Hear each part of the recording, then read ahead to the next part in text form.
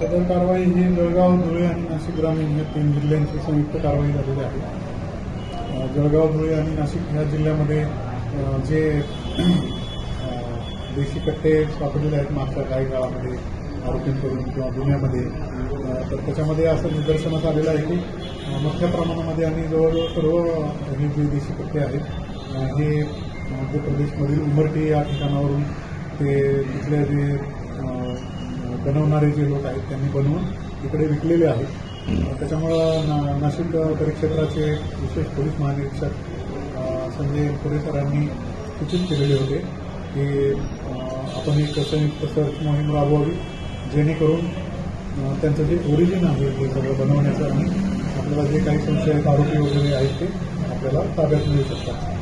तर त्यांच्या सूचनेवरून पोलीस अधीक्षक जळगाव यांच्या नेतृत्वाखाली ही मोहीम राबवण्यात आलेली आहे. याच्यामध्ये जळगावचे 250 जवळपास मनुष्यबळ, नाशिक ग्रामीणचं 75 आणि धुळे जिल्ह्याचे 75 अंमलदार, तसंच DYSP ASP नाशिक ग्रामीणचे मालेगावचे, तसंच धुळ्याचे DPO आणि जिल्ह्यातले 6 DPO जळगाव जिल्ह्यातले, तसंच जवळजवळ 12 PI आणि 30 PSI API दर्जाचे अधिकारी, 8 या SCPच्या टीम आणि धुळेची QRT, तसंच जळगावची QRT, अशा सर्व टीमनी आणि डॉग स्क्वॉड जळगावच्या अशा सर्व टीमनी या मोहिमेमध्ये सहभाग घेतलेला होता.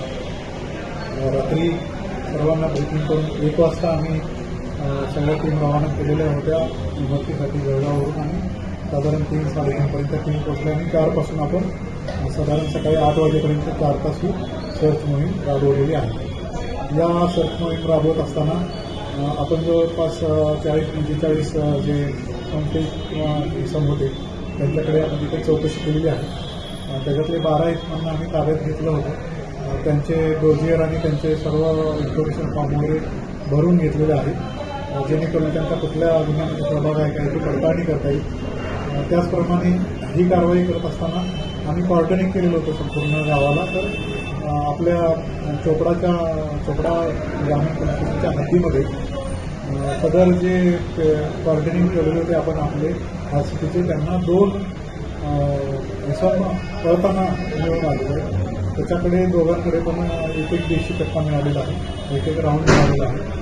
त्यांना परत नेऊन आपण तिकडे परत घराचे सर्च पण त्यांच्या घेतला आहे. जवळपास 32 सर्च आपण घेतलेले आहेत घरांची, आरोपी आणि साहित्य त्यांची काही मिळते का याच्यासाठी. तर त्याच्यामध्ये 27 संशयित आणि रेकॉर्डवरचे जे गुन्हेगार आहेत तिथले त्यांचे घरांचे सुद्धा आपण जिओ टॅगिंग केलेलं आहे जेणेकरून गुगल मॅपवरून त्यांच्या घरांचे अंदाज येऊ शकते आणि आपल्या टीमला पुन्हा त्यांना तपासता येऊ शकतं. त्याच्यासाठी याच्यासोबतच जे साहित्य आहे ते बनवण्याचं मोठ्या प्रमाणामध्ये आम्हाला मिळून आलेलं आहे. त्याच्यामध्ये जे साचे आहेत पिस्टल बनवण्याचे, तसंच इतर जे साहित्य आहे लोखंडी साहित्य आणि ते घासण्यासाठी जे त्याचे जे उपकरणं लागतात ते सर्व आपल्याला तिथं मिळून आलेले आहे. अशा प्रकारे ही कारवाई झालेली आहे. आता एकूण किती आरोपी ताब्यात घेतले? आरोपी आपण 45 आरोपी चेक केले होते, 12 आरोपी आपण ताब्यात घेतले होते. त्यांचे इन्फॉर्मेशन फॉर्म भरून त्यांना म्हणजे त्यांचं डोजियर वगैरे तयार करून त्यांना आपण सोडलेलं आहे आणि 2 आरोपीकडे आपल्याला आपल्या हद्दीमध्ये वेपन मिळाल्यामुळे ते दोघांना आपण ताब्यात घेतलं.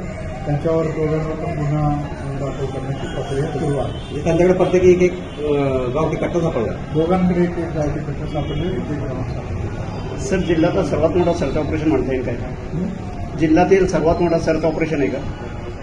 हां, जिल्ह्यातील आतापर्यंत तर हे सर्वात मोठं सर्च ऑपरेशन म्हणता येईल. हे पोलीस अधीक्षक जळगाव यांच्या मार्गदर्शनाखाली, नेतृत्वाखाली आणि विशेष पोलीस महानिरीक्षक नाशिक परिक्षेत्र यांच्या मार्गदर्शनाखाली राबवलेलं आतापर्यंतचं सर्वात मोठं सर्च ऑपरेशन म्हणता येईल. सर पूर्वी जे इथे जे पोलीस निरीक्षक होते त्या टायमाला ज्या भागातून हे कट्टे येतात त्या भागात आपण नाकांची उभारणी केलेली होती, परंतु अधिकारी चेंज झाले आणि नाकाही बंद झाले. तर असे काय आपलं नियोजन आहे का? बरोबर आहे. आता ज्या संयुक्त सर्व प्रकारच्या उपाययोजना आपण आता इथून पुढे करणार आहोत, तर आपल्याला तिथला सगळा अंदाज आलेला आहे. नाकाबंदीसोबतच दुसरे सुद्धा भरपूर आम्ही उपाययोजना इथे करणार आहोत. उदाहरणार्थ ज्या आरोपींकडे हे वेपन सापडतात त्या आरोपींकडून आता सखोल माहिती आमच्याकडे गुन्हेगारांचे रेकॉर्ड आता तयार झालेलं असल्यामुळं कुठल्या गुन्हेगाराकडून एकत्र त्यांनी हे वेपन घेतलेलं याची सुद्धा सखोल माहिती मिळू शकते. आणि जे रस्ते आहेत तिकडून येणारे त्याच्यावर सुद्धा आता वारंवार सरप्राईज नाकाबंदी लावून अचानक चेक केलं जाणार आहे, जेणेकरून त्यांना कुठलाही अंदाज येणार नाही की पोलीस कुठल्या वेळेला कारवाई करतील.